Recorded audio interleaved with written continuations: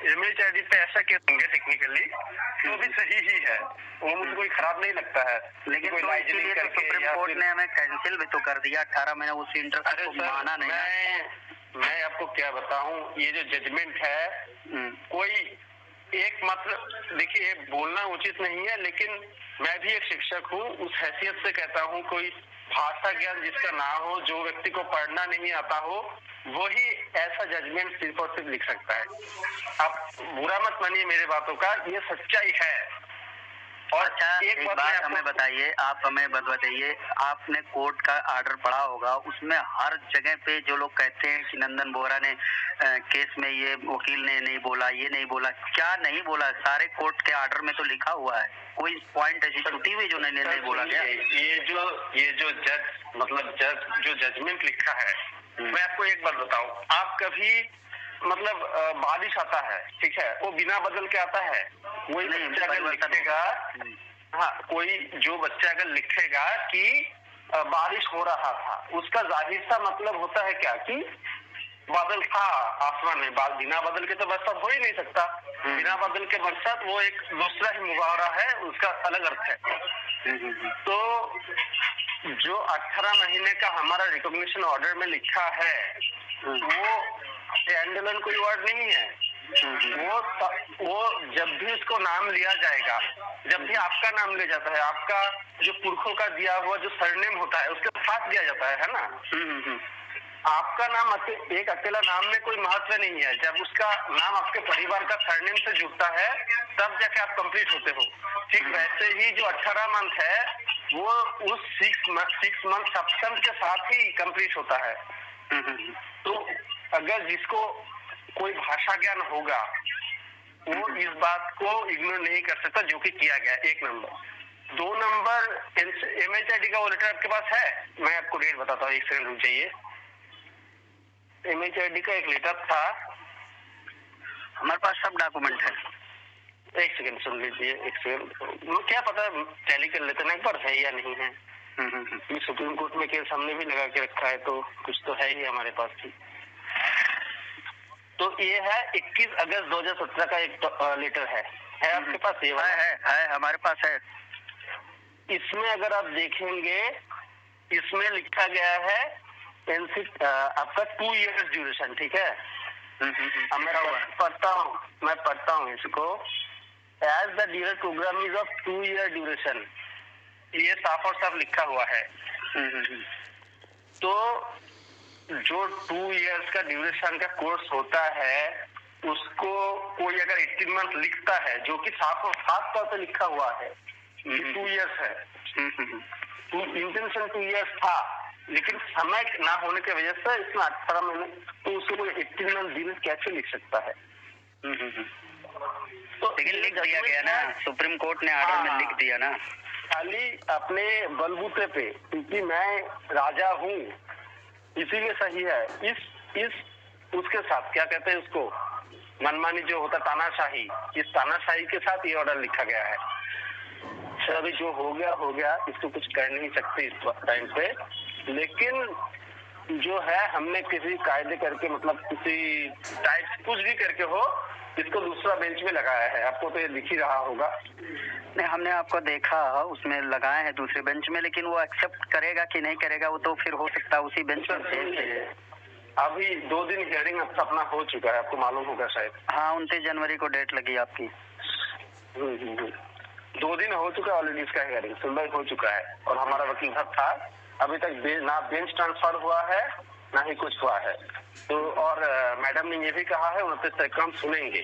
29 तारीख को ये सुनने के बाद अगर बेंच ट्रांसफर कर देते हैं तो गवाही सर का बेंच में जब ये मैटर जाएगा तब हम थोड़ा रुक जाएंगे, तो लेटर सर्कुलेट कर देंगे, थोड़ा कुछ कर देंगे, उसका सुनवाई तब नहीं करेंगे, धीरे से करवाएंगे, है ना।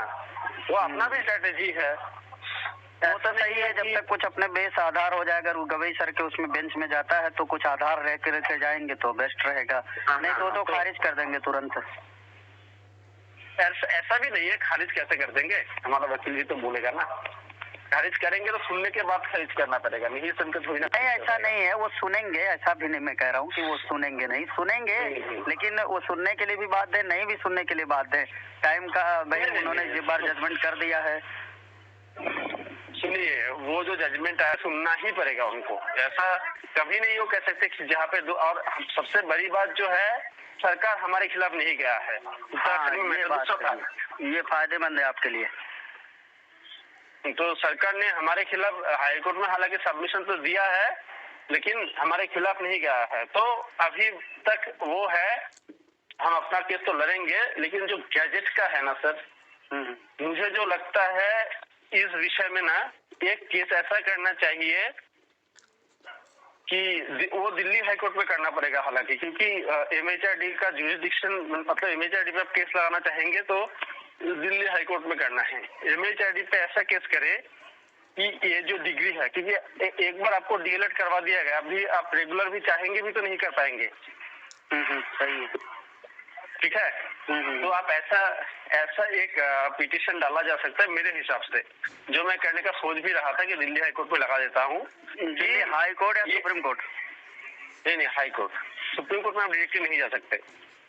नहीं, डायरेक्टली तो जा सकते हैं, आर्टिकल 32 के तहत जा सकते हैं, ऐसा नहीं है। लेकिन सुप्रीम कोर्ट में, जैसे बिहार में हमारे पप्पू जी ने कहा था कि आपको सुप्रीम कोर्ट में भी दायर किया जा सकता था गजट का। पप्पू जी का कानूनी जानकारी मुझे थोड़ा वही लगता है। वो जो होता है रीट आप डायरेक्टली कर सकते हैं सुप्रीम कोर्ट में, लेकिन एमएचआरडी का जो जुरिसडिक्शन आता है, मतलब ऐसा होता है कि कोई इंस्टीट्यूट होता है जिसका आपको केस करना है, तो पहले आपको दिल्ली, मतलब उसका जुरिसडिक्शन एरिया में करना पड़ेगा। हाँ, उसमें रूल होता है, सही है। तो दिल्ली हाईकोर्ट में एक केस लगाना पड़ेगा। सुप्रीम कोर्ट में लगाने से क्या होता है, उसको कोई हाई कोर्ट में बोल देते हैं ऐसा करके कि आप हाई कोर्ट जाइए। तो दिल्ली हाई कोर्ट में ये केस करते हैं कि ये जो एनआईएस का डीएलएड है, इसको पूरी तरह से नलिफाइड कर दिया जाए कि एनआईएस का डीएलएड कभी हुआ ही नहीं, क्योंकि ये जो है हानिकारक है। इसके वजह से कोई शिक्षक ना ही दूसरी बार डीएलएड कर सकता है और ना ही उसका कोई फ्यूचर पर्सपेक्टिव बचता है। जो ना ही इसको कराने के टाइम पे कहा गया था कि ये 18 महीने का है, एमएचआरडी ने लिखा था कि ये 2 साल का है। तो इसमें जो अभी हो रहा है, इससे हमारा जिंदगी बर्बाद हो रहा है। तो इसको पूरा खत्म कर दिया जाए और एनआईएस एनसीटी से इसका फीस वापस लिया जाए, विद जो भी वो नुकसान हुआ है उसका मुआवजा डिमांड करके एक केस किया जाए। तब देखना पड़ेगा कि एनसीटी करता क्या, एमएचआरडी करता क्या है। खाली एमएचआरडी को ही पार्टी बना के केस करना चाहिए।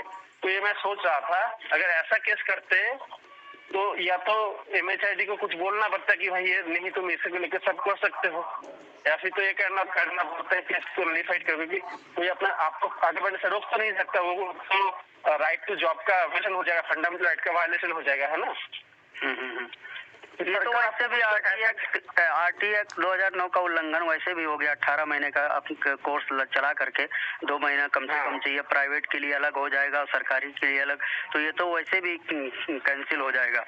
लेकिन हम तो ये नहीं चाह रहे थे, ये तो भाई सही है। सर सुनिए, ये नहीं देखिए, आपका भी एनआईएस का डिग्री का कोई फायदा हो रहा है? नहीं, कोई फायदा नहीं। वैलिड कराए, आपको ये चाहिए कि इससे जॉब मिले, है ना, केवल इसीलिए सही है। हमें भी चाहिए जॉब मिले, लेकिन वो कोई कुछ नहीं क्यों कर रहा है, क्योंकि जिसको जॉब मिल चुका है और जो पहले से जॉब में थे उनका कोई इस पे प्रभाव नहीं है ना। वो सुख चैन के साथ है। लेकिन जब हम एक केस को नलिफाइड करने के लिए केस करेंगे तब उनका हिल जाएगा सर। हाँ, ये बात तो सही कह रहे हैं। इसका फायदा होगा।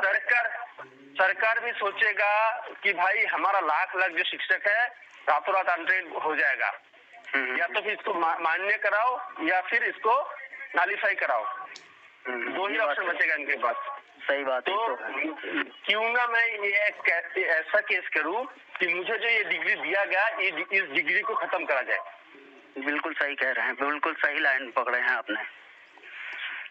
और ये खत्म कर दो और हमारा पैसा वापस दो, या फिर हमको दोबारा कोई डिग्री और करवाओ जिससे हम अप्लाई कर सके।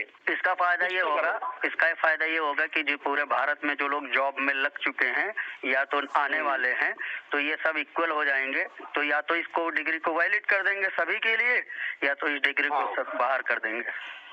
तो ये एक केस जो है, आप यूपी को अगर लीड कर रहे हैं तो आप अपने जो टीम पार्टनर लोग होंगे उनसे विचार कीजिए। मैंने वकील से ऑलरेडी बात कर चुका है, इस विषय में बात कर चुका हूँ।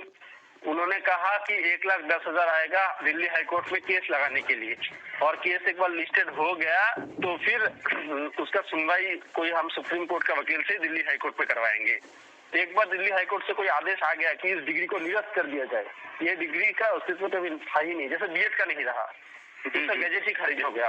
बीएड का तो प्राइमरी में नहीं है लेकिन जूनियर में है ना, वो तो बीएड की डिग्री को इनवैलिड नहीं किया, प्राइमरी में है, वो अलग मुद्दा है। जो लेकिन प्राइमरी में जो शिक्षक बीएड लेके थे उनका तो नौकरी जा रहा है ना, बिहार में गया, हमारा गवर्नमेंट भी कह रहा है, वेस्ट बंगाल का गवर्नमेंट भी कह रहा है सुप्रीम कोर्ट में कि 7,000 बीएड को जो नौकरी मिला है उनको हम निरस्त करेंगे, उनको हम बाहर करेंगे। ये तो यूपी में भी 69,000 के लिए भी चल रहा है, भर्ती के लिए केस लगा हुआ है। हाँ, तो निकलेंगे ही बाहर, आज या कल निकलेंगे ही, क्योंकि सारा मैटर सुप्रीम कोर्ट में ही खत्म होगा, और जो डीएलएड वालों को नौकरी नहीं मिला वो करके ही रहेंगे कहीं ना कहीं केस।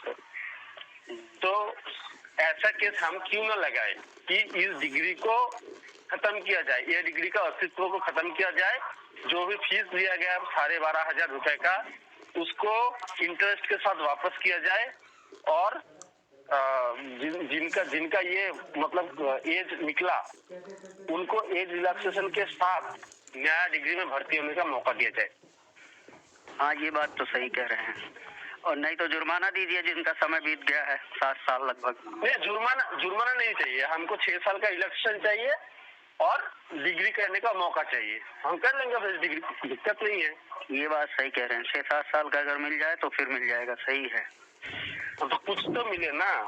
अच्छा, ये बताइए हमें, जैसे हम ये सोच रहे थे, जैसे इलाहाबाद है, इससे क्या होगा, सुनिए, इससे क्या होगा, ये अगर हमारा जो अर्जी है ये अगर कोर्ट मान लिया और ऐसा आदेश दे दिया, हालांकि बहुत मुश्किल रहेगा, सीनियर एडवोकेट से इसका हियरिंग करवाना पड़ेगा, लेकिन ये अगर मान लेते हैं, ठीक है, कोर्ट अगर ऐसा डिसीजन दे देता है, फिर सरकार को बाध्य होकर इसको वैलिड करवाना ही पड़ेगा कोई, क्योंकि लाखों के संख्या में शिक्षक जो है अप्रशिक्षित हो जाएंगे। ये बात सही कह रहे हैं। अच्छा, ये जो गजट वाला बात है, ये जो गजट वाली बात है, हम लोग केस किए हुए हैं, इस पे हमें पूरी उम्मीद है, लेकिन मेरे मन में एक संशय रहता है अक्सर इस बात के लिए कि इसमें ये है कि भाई हाई कोर्ट है या सुप्रीम कोर्ट है, वो जो पार्लियामेंट के द्वारा पास किया गया बिल को गजट देने के लिए बाध्य नहीं है, ये कोर्ट से बाहर का क्षेत्र, ऐसा है क्या?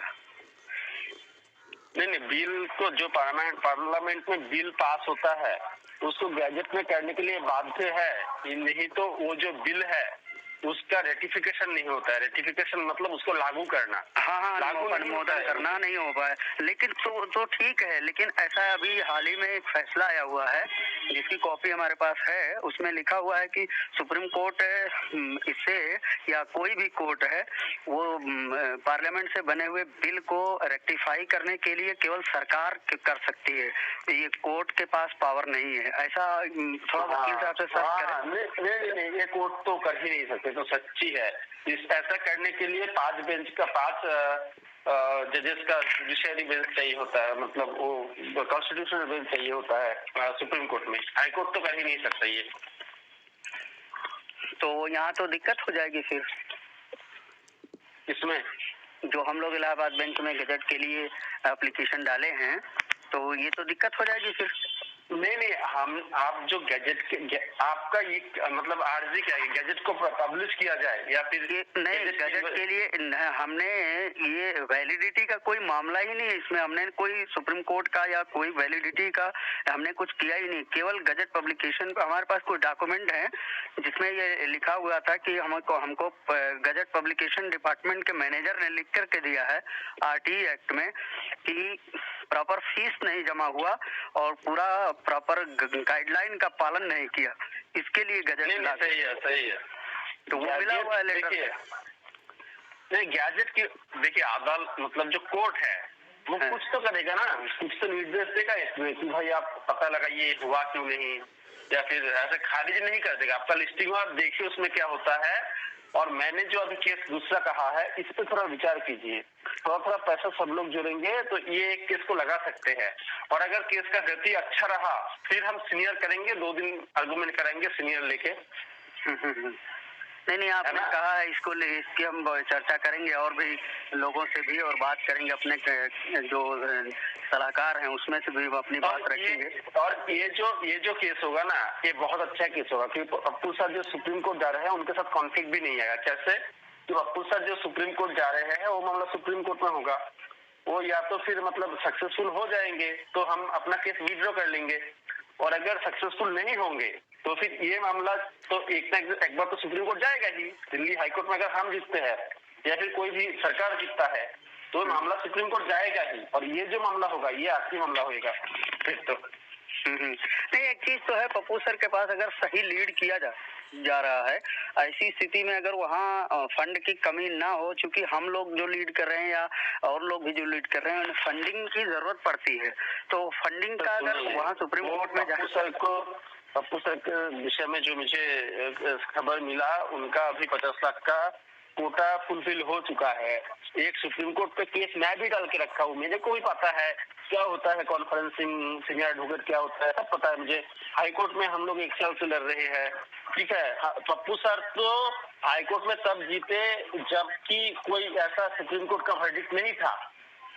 हम सुप्रीम कोर्ट का वर्डिक्ट होते हुए भी 2 महीने से टिके हुए हैं कोलकाता हाई कोर्ट में अभी तक। हाँ, ये बात सही है। तो वो उतना थोड़ा जानकारी मुझे भी है। 50 लाख रुपए नहीं चाहिए होता है सर, वो उनका समझ है, मुझे मालूम नहीं, करेंगे तो अच्छा है। नहीं, उन्होंने आपको कहना भी नहीं है, सही है, हर आदमी के अपने अपने विचार है, उसको सेक्रेटरी रखना चाहिए। लेकिन मैं ये कहूंगा कि फंडिंग कर रहे हैं तो अच्छा ही है, ताकि फंडिंग में इकट्ठा हो जाएगा। हो सकता है कभी ना कभी सबको एक साथ चलना पड़े, और अगर फंडिंग का सही उपयोग हो जाएगा। अरे सर एक बात बताइए, आपने बीएड का मामला देखा? बीएड में मेन पिटिशनर कौन था? नहीं, हमें नहीं पता है।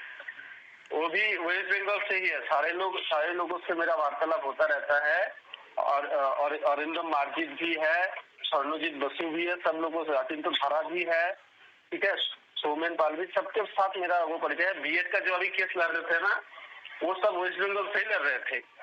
तो सुप्रीम कोर्ट में क्या चाहिए होता है पता है आपको? फाइलिंग के लिए सिर्फ और सिर्फ 2 लाख रुपए चाहिए होता है। उसमें आपका फाइलिंग भी हो जाएगा, मेंशनिंग भी हो जाएगा, केस लिस्टेड भी हो जाएगा, डिफेक्ट क्लियर, मतलब केस आपका हियरिंग में आ जाएगा 2 लाख रुपए से।